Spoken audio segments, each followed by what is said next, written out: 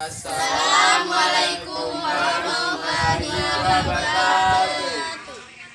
Kami dari SMA Negeri 1 Muara Pinang dari kelas 10E ingin menyampaikan materi informatika bab 2 yaitu berpikir komputasional. Sebelum kami menyampaikan materi tersebut, kami akan memperkenalkan diri terlebih dahulu. Perkenalkan, nama saya Sinta Erlita. Perkenalkan, nama saya Septi Ramadhani. Perkenalkan, nama saya Alpindo. Perkenalkan, nama saya Eza. Perkenalkan, nama saya Sela Anita Sari. Perkenalkan, nama saya Humaira. Kami akan menyampaikan 4 fondasi berpikir komputasional. Yang pertama, abstraksi, yaitu menyarikan bagian penting dari suatu permasalahan dan mengabaikan yang tidak penting, sehingga memudahkan fokus kepada solusi.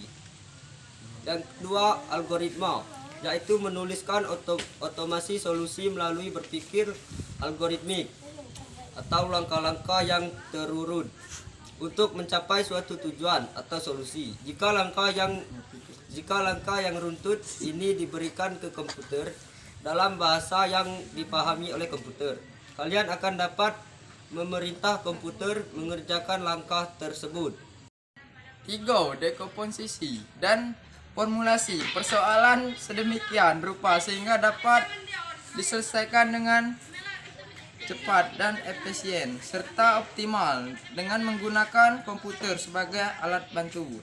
4. Pengenalan pola persoalan generalisasi serta menerapkan proses penyelesaian persoalan ke proses lain yang sejenis. Materi kedua ialah saya akan menjelaskan tentang pencarian.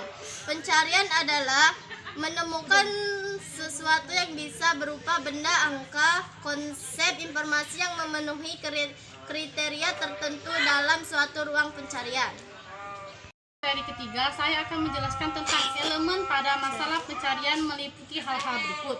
Yang pertama, sekumpulan benda atau objek.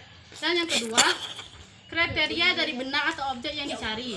Dan yang ketiga, pengecekan benda atau objek untuk memeriksa apakah ini memenuhi kriteria pencarian.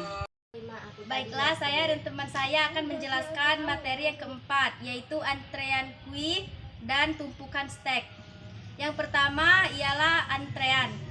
Pada metode ini, objek-objek disimpan dalam metode penyimpanan yang berupa sebuah antrean, sehingga objek yang pertama lebih dulu datang juga akan lebih dulu keluar atau selesai.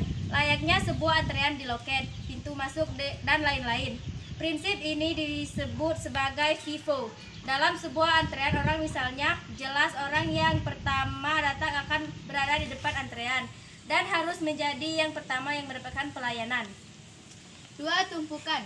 Pada metode ini, objek-objek disimpan dalam metode penyimpanan yang menyerupai sebuah tumpukan, misal tumpukan piring.